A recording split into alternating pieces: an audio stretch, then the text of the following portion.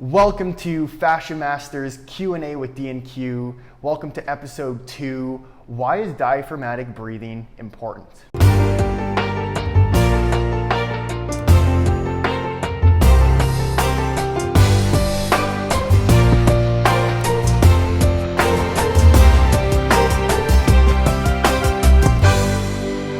Hi there, my name is Deanna Hansen. I'm a certified athletic therapist and the founder of Fluid Isometrics and Block Therapy. And my name is Quinn Castellane. I'm the VP of Block Therapy and the lead block therapist. This diaphragm muscle, I feel like I could talk about it forever. It is such a beautiful muscle. Mm-hmm. In fact, it is the only muscle that is unique in that it is under our conscious and unconscious control, which means if we're not thinking about breathing, our body's still going to breathe.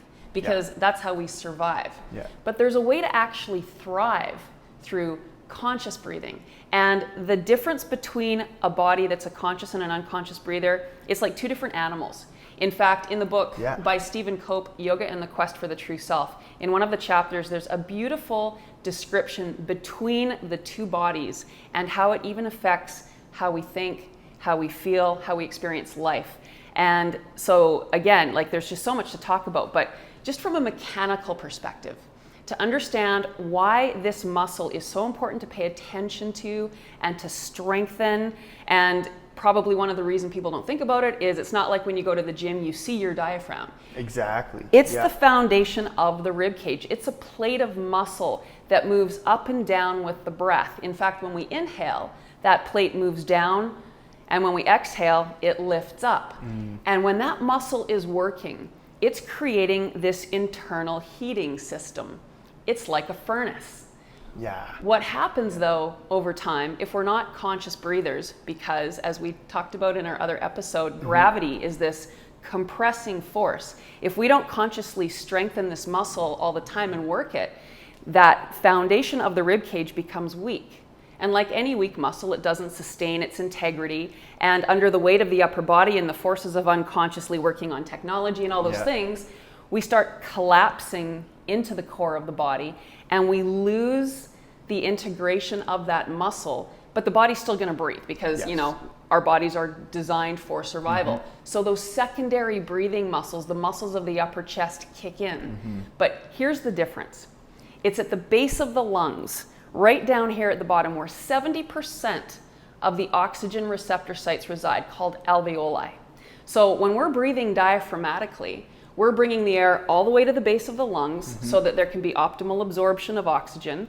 As well, when we're exhaling fully and properly, we're releasing optimally all of the waste that gets sent back through the system. Now, what happens if we're breathing through the muscles of the upper chest? We're starving our body and our cells of oxygen, actually, because they say breathing diaphragmatically can feed your body up to 600% more oxygen. Now, before you say like, okay, there's no way you can pull in 600% more air. So it's not we're taking in 600% more breath or air, we're increasing the absorption of the oxygen 600% into our body. So as Deanna mentioned, 70% of the oxygen receptor sites, alveoli, are located at the base of the lung. We're just simply increasing the absorption. So when we're using those muscles of the upper chest, we're only bringing the air a little bit of the ways into the lungs. So it's not even touching that bed of life. Exactly. Which is really the bed of life. I like that. The bed of life. We should trademark that. Well, and you know, what I really appreciated was in 2014, they did a study in Australia that proved that 84% of weight loss comes from proper exhalation. And it's like, you know, that's one of those things that's really hard to wrap your brain around. For me, having been 50 pounds overweight in my younger years and working hard, doing what I was taught to do as an athletic therapist from the perspective of calories in versus energy expenditure, I was applying those concepts, and yet the harder I was working, the bigger my body was getting, combined with all the other pains and frustrations I was experiencing.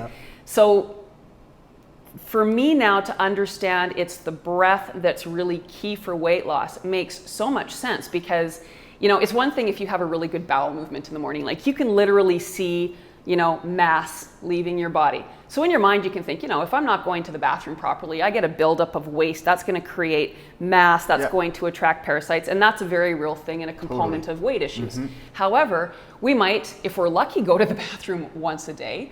Some people have a really effective system.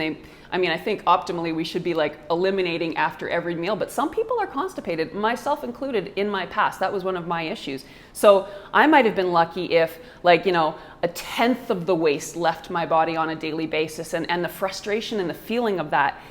But the reality is that's a one-time thing once a day, or if you're lucky, a couple times a day, or maybe every other day. But how many breaths do we take in a day?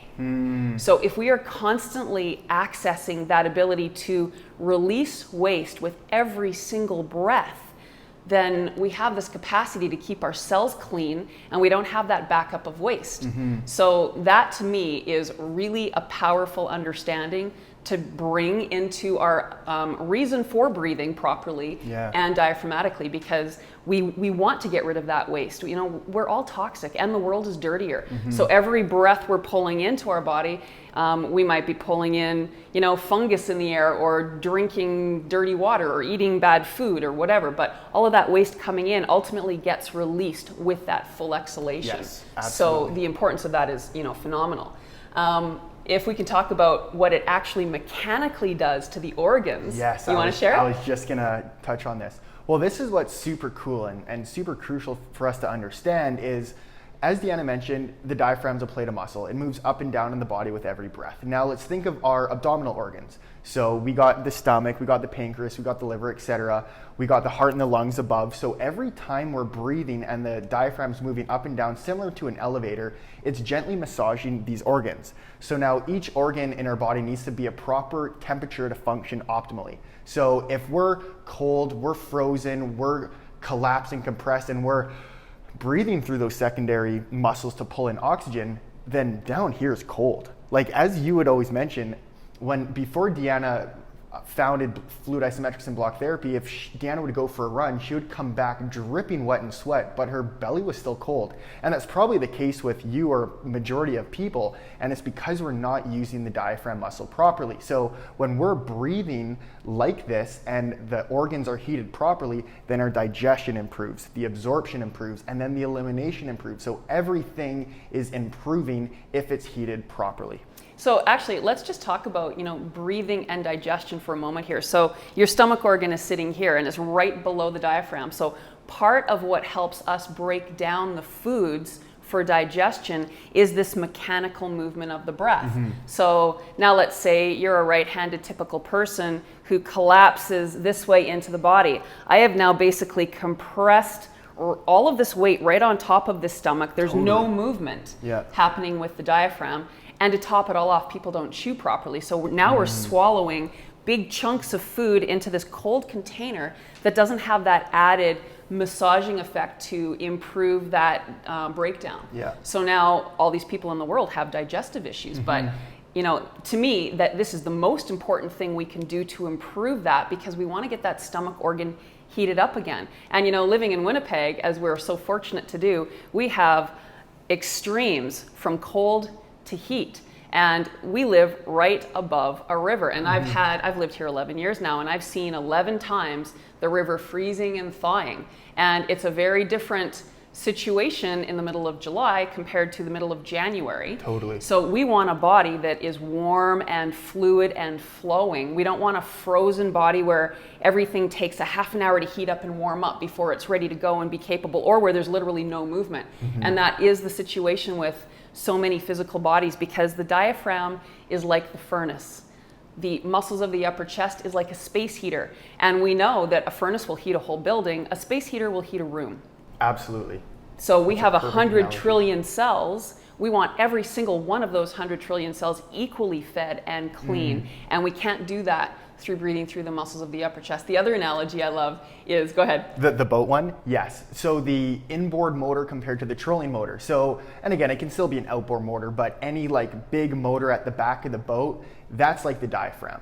But then you have the trolling motor. So if you're going fishing and you're trying to look and being really quiet, it's only going to bring you so far, and it's only going to bring you so fast. So that's the difference between the two, if I explain that correctly. Yes. I just think both of those analogies are just so great to understand, because we learn through analogies, we learn through visuals and seeing it, and that's just how I really understand and see the diaphragm muscle working for our advantage. And what's really cool too to understand is, as we mentioned in our last episode, oxygen is the most important nutrient for the body. You know, we're going to die in 5 minutes if we're starved of oxygen, and every cell is a mirror of that bigger system. Yes. So if we're not feeding our cells, over time they start shutting down because they're not being fed. And we have this mechanism to do that for us. It doesn't cost any money. We're not having to buy a supplement. Yeah. We need to understand the significance of putting time and attention into this muscle. And I mean, you go to the gym. I don't personally do the gym thing, but when you go to the gym, you see people looking in the mirror, working out because they're focusing on whether it's their pecs, their biceps, their shoulders, whatever muscle group they're wanting to strengthen, they are targeting and they're paying attention to, because again, we don't see that muscle. We don't even think about it. Yet strengthening this muscle will be the most effective at changing your entire physiology, at creating that core. In fact, when you're breathing diaphragmatically and focusing on that full conscious exhalation, where you're literally squeezing the belly small every single breath, you're doing core work 24/7. So you don't need to go and do, sit-ups, which really don't target the core. They target the superficial abdominal muscles, which I used to do 400 sit-ups a day in my attempts to get a belly I want. And you know what happened? I compressed more and I ballooned more and I was harder, and now it affected my digestion even more. And I got, oh my gosh. I mean, especially when you're putting the time in and you're getting worse, you're like, why am I such a failure? Well, and you think that's the right thing to do. You do. It's like, you got to do sit-ups, you got to sweat, you got to run, you got to energy, as you mentioned in the other episode, energy expenditure compared to caloric intake. If you're burning more calories or more energy than you're taking in, you're going to lose weight. It's not the case. Well, it wasn't the case for me. Yes, and it's not the case for a lot of people. Exactly. So yes, understanding there's a different perspective, a different approach we can take that's really kinder. We're dealing in persuasion, not force. When you force something, it's going to respond with force. When you persuade something, it's going to surrender. And isn't that so much nicer? That's so much nicer. Yeah, because the world is full of force. And again, like we really want to share that treating your fascia system properly, it's simple. It's simple to understand. There's a simple approach, which we're going to get into in our future episodes, about how you can care for your fascia system, but to understand the basics of why we need to care for it. And in my opinion, the ground floor reason is to get your breath going. Yeah, absolutely. Again, like 6 times, 600% more oxygen simply through understanding and strengthening this muscle, and it's free. That's the coolest part of it. It is the coolest part. Now, the challenge, Yeah. as we've discussed, is that fascia will grip and adhere to bone with a force of up to 2,000 pounds per square inch. That includes the rib cage and how we collapse over time into the core from unconscious posture and breathing. So in our next episode, we're going to be talking about block therapy and how this is a tool to take us to a better place to access proper diaphragmatic breathing. And to help teach us all how to breathe diaphragmatically, to optimize the diaphragm, and to continually move forward so that we can always awaken and utilize more of the diaphragm to feed our body with oxygen. Exactly. And just one more point, because it was when I read The Power of Now from Eckhart Tolle, he talked about the diaphragm and said, only when we're breathing through the diaphragm are we living in the moment. When we're breathing through the muscles of the upper chest, we're living in the thoughts of the past and future, which is where fear lives. And it's because it connects us with a different brain frequency. The diaphragm connects us with a calmer brain frequency. The muscles of the upper chest connect us with a frequency that's fast and stressful. Exactly. And there's no fear in the moment. There's only action in the moment. So when we're connecting to that, we're connected to the present. When we're breathing through the muscles of the upper chest, we're lost in our thoughts. Yes, and totally. Again, a game changer for how you live, how you perceive life, how you deal with frustrating, stressful circumstances, and how you look after your body. Awesome. Wow. That's phenomenal information. Again, Deanna knows so much about the fascia system. Again, she spent over 50,000 hours in the fascia system, and this again is focused on diaphragmatic breathing, this episode. So if you guys have any questions for us, make sure you use the hashtag AskBlockTherapy on any of your social media platforms. We'll be sure to see that. If you want to ask a question, you can submit it through our website as well, or even just comment on the video below. We'll be sure to see that. Again, thank you so much for watching. This is episode 2 of Fascia Masters, the importance of breathing diaphragmatically and the importance of the diaphragm muscle. So stay tuned for our next Fascia Masters episode. Breathe and believe.